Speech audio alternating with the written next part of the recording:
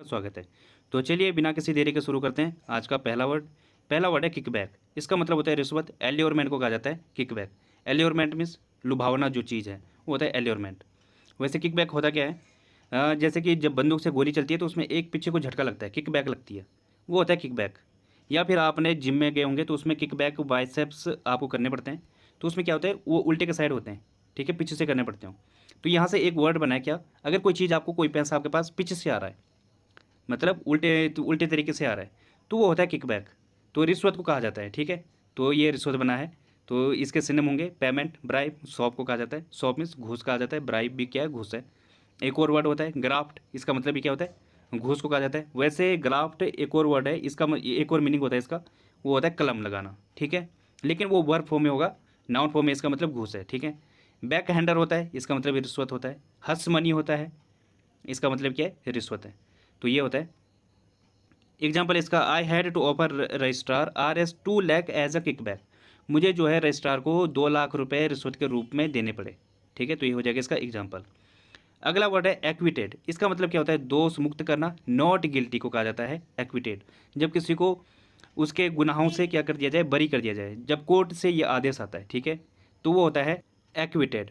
यहाँ पे एग्जाम्पल भी लिखा हुआ है, इमेज में दिख रहा होगा जो, क्या, acquittal of man accused of shooting his wife. अपनी वाइफ को मारने के लिए उसको क्या कर दिया जाए, उसको क्या कर दिया गया, दोष मुक्त कर दिया गया।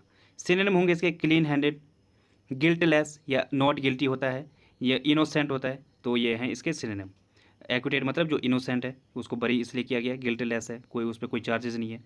एक वर्ड और आता है क्या, एक्जोनरेट। इसका मतलब क्या होता है, दोष मुक्त को कहा जाता है। और क्या होता है, पार्डन, माफ़ी को कहा जाता है, डिस्चार्ज करना किसी को। तो ये इसके सिनोनिम है। बाकी एग्जाम्पल होगा the jury acquitted him of murder. जो जूरी थी उसने उसको मर्डर के लिए क्या कर दिया गया, दोष मुक्त कर दिया, ठीक है। तो ये हो जाएगा। अगला वर्ड है एक्वियस। इसका मतलब होता है स्वीकृति, या एक्सेप्ट को कहा जाता है एक्वियस। जब आप बिना किसी विरोध के किसी चीज़ को एक्सेप्ट कर लेते हो, ठीक है, वो होता है एक्वियस।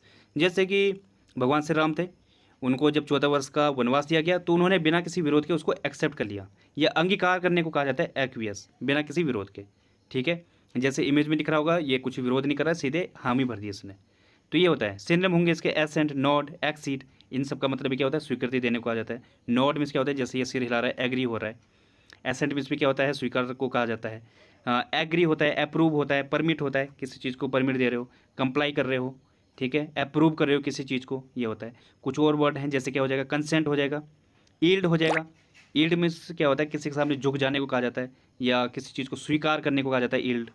ईल्ड का वैसे बहुत सारे मीनिंग है। इसका मतलब एक और ये भी होता है, क्या, प्रोड्यूस करना, या फसल को भी कहा जाता है ईल्ड, ठीक है। तो ये भी ध्यान रखना। कनकर होता है CONCUR, कनकर। इसका मतलब क्या होता है, स्वीकृति को कहा जाता है। एग्जाम्पल होगा इसका, Steve seemed to acquiesce in the decision.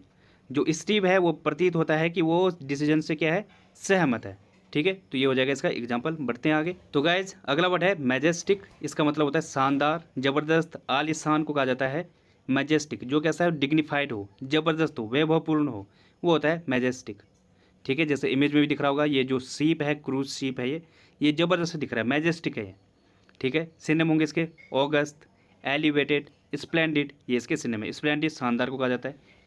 Elevated जो उच्च, बुलंद है जो, या बिल्कुल शानदार है, वो होता है एलिवेटेड। ऑगस्ट वैसे पवित्र को भी कहा जाता है ऑगस्ट। और दूसरा क्या है, जो शानदार है, भव्य है, ये भी होता है। जो नोबल है, ठीक है, वो भी होता है ऑगस्ट।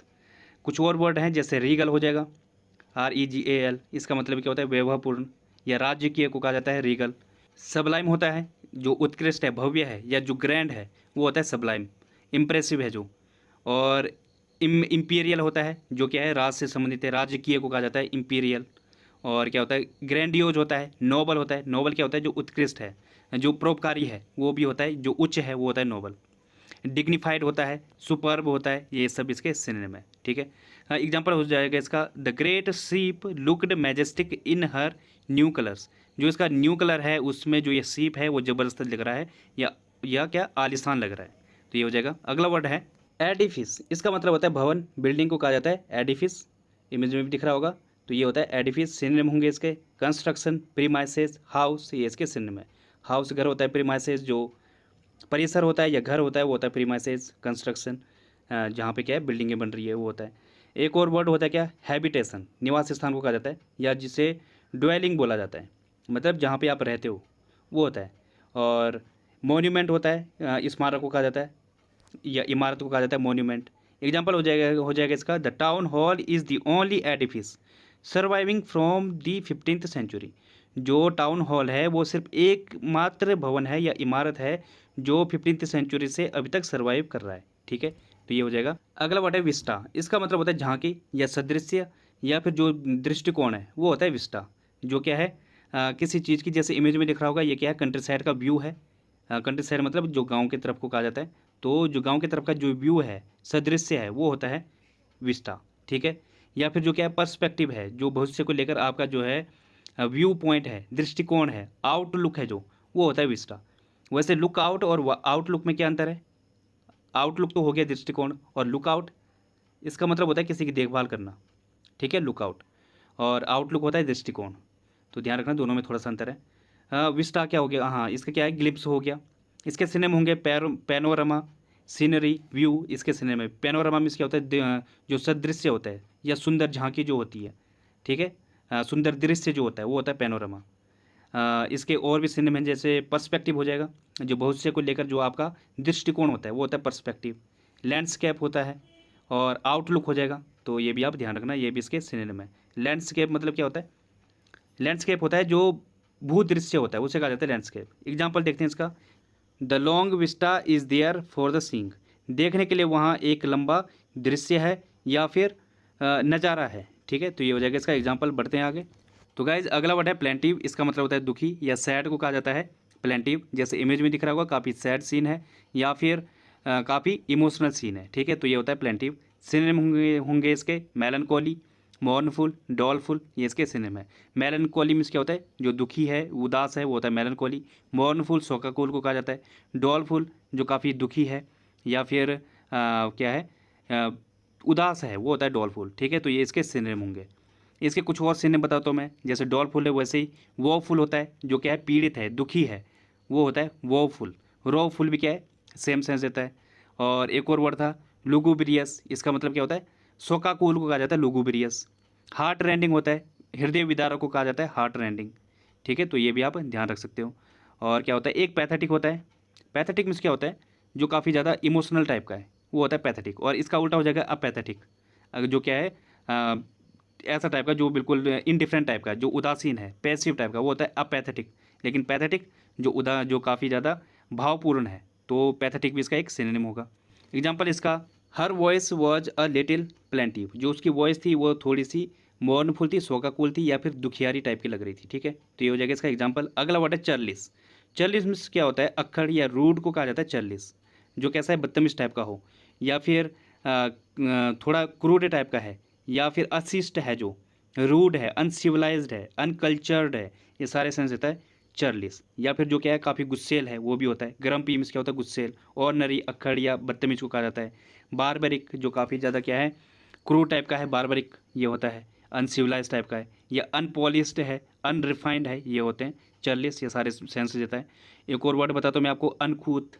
अनकूथ मीन्स क्या होता है, अनसिविलाइज्ड को कहा जाता है। जो नॉन सेंस है वो होता है अनकूथ। क्रैश होता है, क्रैश मीन्स क्या होता है, जो ठस दिमाग का होता है, थोड़ा मोटी बुद्धि का होता है, बेवकूफ़ टाइप को कहा जाता है क्रैश। ठीक है, और इल ब्रेड होता है। इल ब्रेड मीन्स क्या होता है, असिस्ट को कहा जाता है इल ब्रेड। और फिलिस्टीन होता है, फिलिस्टीन भी याद रखना, असिस्ट को कहा जाता है फिलिस्टीन। तो ये भी आपको ध्यान रखना है। और ऊपर मैंने आपको बताया था क्या था, पैथेटिक। वो प्लेंटिव का क्या था, सिनोनिम था। लेकिन अपैथेटिक इसका सिनोनिम होगा। अपैथेटिक क्या होता है, जो रूड टाइप का है, इनडिफरेंट टाइप का, जो उदासीन है या पैसिव टाइप का है, वो होता है अपैथेटिक। तो अप अगर आगे लगा ए लगाए तो वो इसका सिनोनिम होगा। इसका एग्जांपल है, it seemed Charles to refuse his invitation. उसके इन्विटेशन या उसके आमंत्रण को रिफ्यूज करना, मना करना, कैसा लगा, अक्खड़ टाइप का लगा, या अनसिविलाइज लगा, या फिर मूर्खतापूर्ण लगा। ठीक है, तो ये हो जाएगा इसका मीनिंग। अगला वर्ड है ओवरशूट। इसका मतलब क्या होता है, आगे बढ़ना या आगे निकलना, ओवरटेक करने को कहा जाता है ओवरशूट। यहाँ इमेज में दिख रहा होगा, इन दोनों के बीच में कंपटीशन चल रहा है, और जो राइट वाली है वो जो है आगे निकल गई है। ठीक है, क्योंकि वो उसका खाना बन भी चुका है और वो उसे टेस्ट कर रही है अब। लेकिन जो लेफ्ट वाली है वो अभी बना ही रही है, तो क्या है, वो पीछे रह गई है। सो सी इज़ लेगिंग बिहाइंड। सिनोनिम होंगे इसके सरपास, ट्रांसेंड, एक्सीड ये इसके सिन में, सरपास किसी को पीछे करना, ट्रांसेंड मतलब आगे निकलना। हाँ, एक्सीड भी क्या है, आगे निकलना। और एक दो वर्ड और हैं, जैसे आउट परफॉर्म, जिसने अच्छा प्रदर्शन किया, आगे निकल गया, आउट परफॉर्म। आउट स्ट्रिप होता है, आगे निकलने को कहा जाता है। आउट डू होता है, आउट गो होता है, आउट मैच होता है। इनका मतलब क्या होता है, आउट मैच मतलब जिसने जो मैचिंग में आगे निकल गया, ठीक है। आउट गो जो आगे भाग गया, आउट डू जो बेटर परफॉर्मेंस करा या अच्छा किया जिसने, तो ये होता है। तो ये भी आप ध्यान रखना। एग्जाम्पल हो जाएगा इसका, the plane overshoot the runway, जो प्लेन है वो रनवे से आगे निकल गया। तो ये हो जाएगा इसका एग्जाम्पल। बढ़ते हैं आगे। गाइज आज की पहली ईडियम है टू वंस हार्स कंटेंट। इसका मतलब होता है एज लॉन्ग और as much as one wants. मतलब अगर आपको कोई चीज़ जी भर कर मिल जाए, या आपकी जो इच्छा है वो चीज़ आपको जी भर कर मिल रही है, तो वो होता है टू वंस हार्स कंटेंट।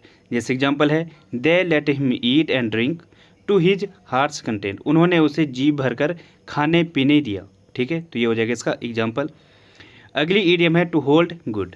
इसका मतलब होता है रिमेन ट्रू और वैलिड, या अगर कोई चीज़ क्या है आपके प्रेजेंट टाइम तक क्या है सही साबित हो रही है या मान्य हो रही है, तो वो होता है टू होल्ड गुड। जैसे एग्जाम्पल है, does that rule hold good in every case. क्या वो जो रूल है, वो जो नियम है, वो अभी तक सही साबित हो रहा है, ये कहा जा रहा है, ठीक है। या वो अभी तक मान्य हो रहा है, तो ये हो जाएगा।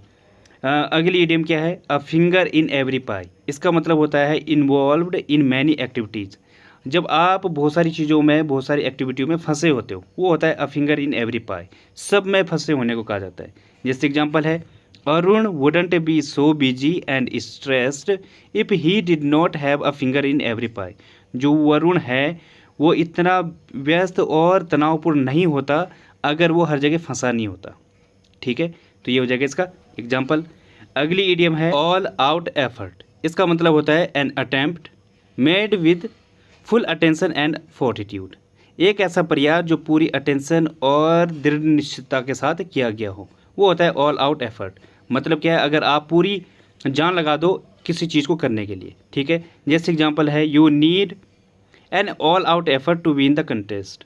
आपको ये प्रतियोगिता जीतने के लिए पूरा प्रयास करना चाहिए।